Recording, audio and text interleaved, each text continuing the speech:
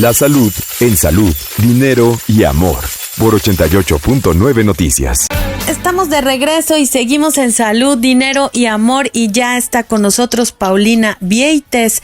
Ella es una sobreviviente de la lucha contra el cáncer de mama, también es escritora, también es editora, y bueno, pues, ¿quién más que ella nos puede hablar de esta enfermedad que afecta cada año a millones de mujeres en el mundo y que justamente antier 19 de octubre se conmemoró el Día Internacional del Cáncer de Mama? Paulina, gracias por acompañarnos, buenas noches. Y prácticamente todos los medios, en los programas de radio, de televisión, se habla sobre esta detección oportuna, sobre estarnos tocando, sobre acudir con nuestro ginecólogo por lo menos una vez al año. ¿Cuáles son las características, los primeros síntomas de un cáncer de mama? Pero a mí me gustaría, Paulina, que nos platicara sobre cómo superarlo en términos emocionales, este terror, esta adrenalina que te recorre el cuerpo cuando te dicen es positivo o cuando te detectas una bolita en el seno.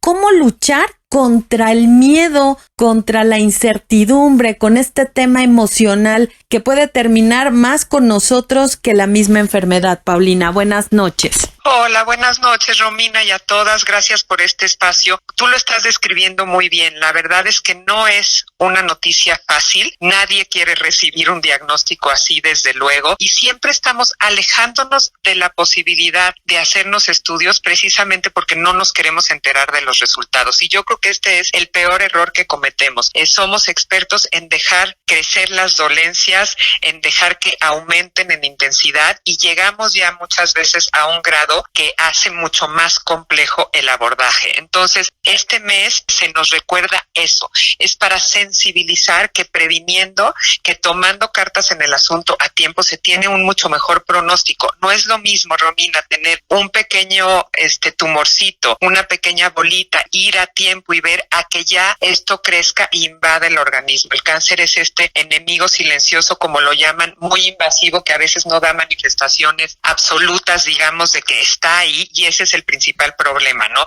Sobre todo enfocados en el cáncer de mama, las mujeres estamos siempre diciendo, no, hombre, seguramente no me va a pasar porque no tengo la edad, soy demasiado joven, en mi familia no hay historia de cáncer, soy muy sana, soy deportista, y la verdad es que lo que yo he aprendido a partir de haber estado enferma y en todos estos años que me he dedicado a ser una voz en pro de que la gente esté consciente, es que aquí no discrimina a nadie el cáncer. Tristemente le toca a gente atleta, le toca a gente con alguna otra condición y a gente menor de edad del promedio que dicen, ¿no? Antes se decía las mujeres de más de 60 años y cada vez van bajando más el promedio. Entonces la invitación es, por supuesto, a revisarse, a hacerse conscientes de esto, y pues muy difícil a decir que no tengan miedo, porque todos lo tenemos, es humano, pero saber sobrepasar ese miedo y con valentía enfrentarse de la mano de los médicos a este acompañamiento que te pueden dar en caso de que haya un resultado adverso y demás a partir de los estudios, pues es mucho más fácil transitarlo. Doctora, le saluda Claudia Villegas y quisiera preguntarle cuáles son sus recomendaciones para transitar de la mejor manera el miedo, la incertidumbre y el tratamiento que es doloroso física y emocionalmente, doctora. Justo eso, Claudia. Yo creo que es muy importante entender que ya ha avanzado tanto el conocimiento de la enfermedad y todo alrededor, que puede ser mucho más funcional acudir inmediatamente a el acompañamiento terapéutico que dejarte en tu mente recrear todas estas posibilidades que se activan a partir del miedo, ¿no? Y sabes que la búsqueda en internet, todas estas cosas te trastocan muchísimo porque empiezas a leer de otros casos, de otros pronósticos, y entonces te desvías de lo que es tu ser individual y el protocolo que efectivamente te dará el médico de acuerdo a quién eres tú, nada más que tú, ¿no? Entonces, yo recomiendo siempre no contaminarse de todas las historias alrededor, enfocarte mucho en platicar con los médicos, y desde luego que los grandes hospitales y pequeños y todo siempre tienen un servicio de psico-oncología, de terapias agregadas a lo que te van a dar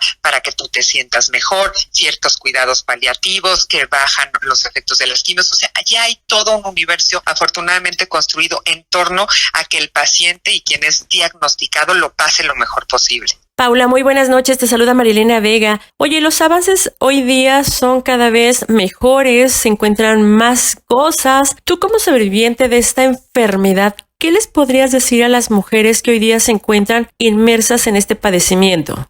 Pues mira, María Elena, yo creo muy importante entender que no te despojan de la vida inmediatamente que recibes el diagnóstico, que hay toda una serie de circunstancias que permiten que lo pases lo mejor posible, como lo estaba diciendo, y sabes que ha sido un avance, creo que así como sin precedentes de 30 años para acá, ¿no?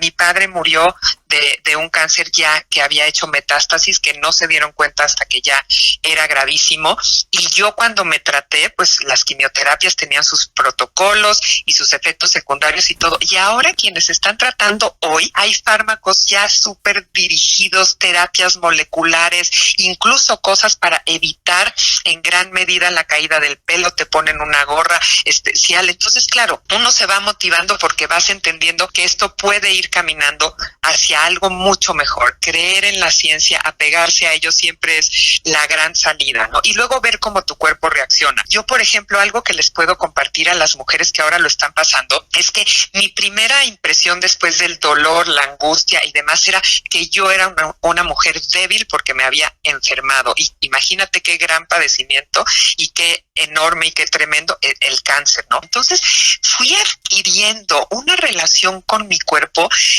dándome cuenta que tenía enorme fortaleza, una cosa increíble, ¿no? Porque puedes creer que eres súper débil, vulnerable, ¿por qué me enfermé? ¿Por qué me pasó a mí? Y luego pasas a decir, wow, esto no me lo esperaba, estoy pudiendo con mi familia, con mi trabajo, con mi rutina, casi todo, nada se ha trastocado grandemente. Entonces, qué importante es lo que tú te cuentas a ti mismo, la narrativa que tienes hacia ti, hacia tu padecimiento y lo poderoso que puede ser entender que tu cuerpo lo puede resistir y que seguramente vivirás un proceso de renovación que te llevará a la curación. Y que te hará más fuerte, Paulina. Nuevamente, Romina Román, y nos quedan 30 segunditos, pero este tema podemos platicar contigo muchísimo más, pero este tema de el cabello vuelve a crecer y crece incluso más bonito, las ganas de vivir, las ganas de disfrutar, supongo Totalmente. que son muy renovadas, el acercamiento con la familia. Paulina, si nos quisieras hacer un último comentario sobre estos temas. Pues mira, solo de invitar a todo tu auditorio, a todo su auditorio,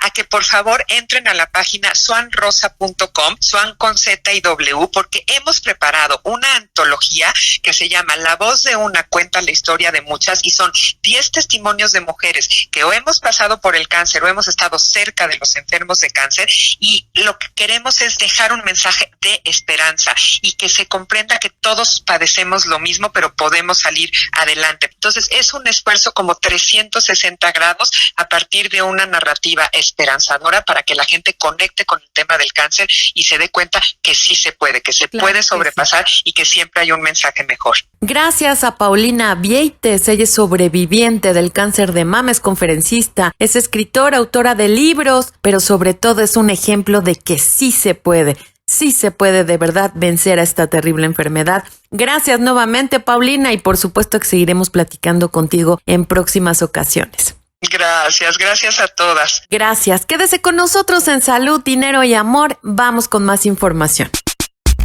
Las finanzas en salud, dinero y amor. Por 88.9 Noticias.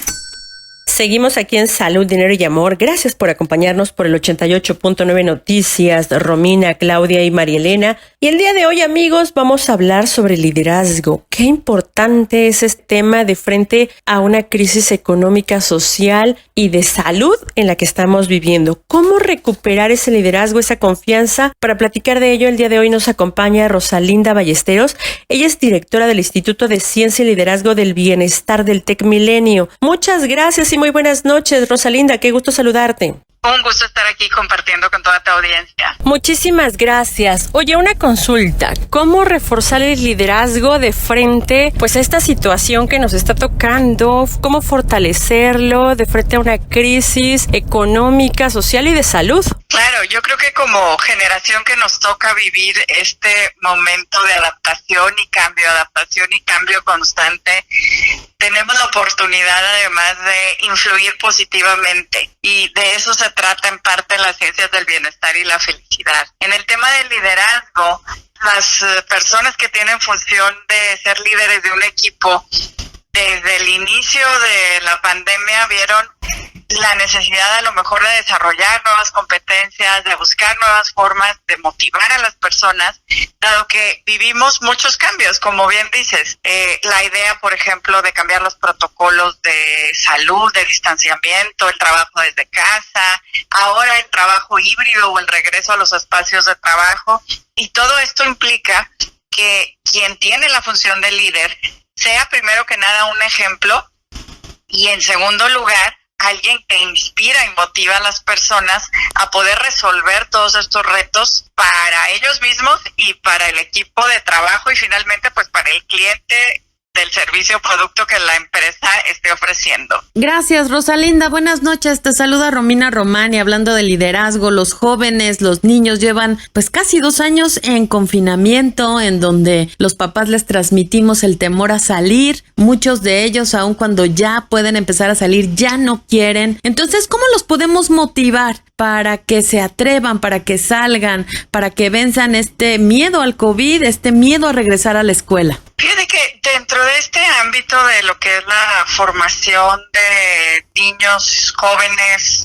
adultos jóvenes incluso, también hay que celebrar la resiliencia de estas generaciones, de haberse adaptado de nuevo a una situación distinta para muchos. Y ahora lo mismo sucede con el cambio, ¿verdad?, que tenemos que hacer a entender este regreso, por ejemplo, a las escuelas, pero de manera distinta, de manera diferente. Y aquí la recomendación para papás y mamás e incluso para educadores es buscar la motivación de cada uno de estos niños y jóvenes.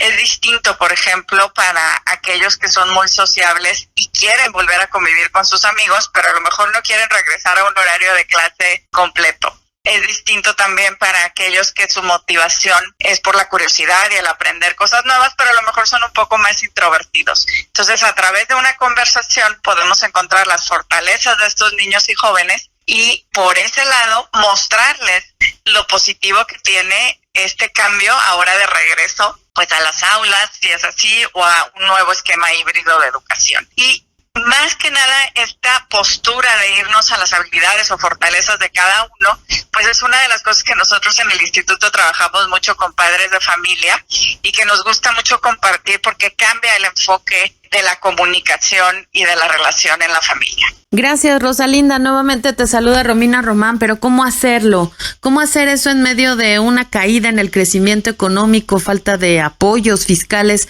a las empresas, cuando la planta productiva está enfrentando una situación financiera y económica grave, el cierre de miles de empresas en donde han tenido que recortar? ¿Cómo hacer esto en medio de una crisis financiera, una crisis económica? Porque sonaría excelente que pudiese ser así, es lo ideal. Sin embargo, las empresas no cuentan con los recursos para poder sostener las prestaciones, los salarios. ¿Cómo hacerle para motivar a los empleados en esas circunstancias? Bueno, siempre partimos de condiciones justas, ¿verdad?, y adecuadas de acuerdo a la ley. Sin embargo, en esto que me preguntas, finalmente en todas las organizaciones, cuando se hacen encuestas de clima o de bienestar, el rubro que siempre sale como insuficiente es el rubro precisamente de la compensación.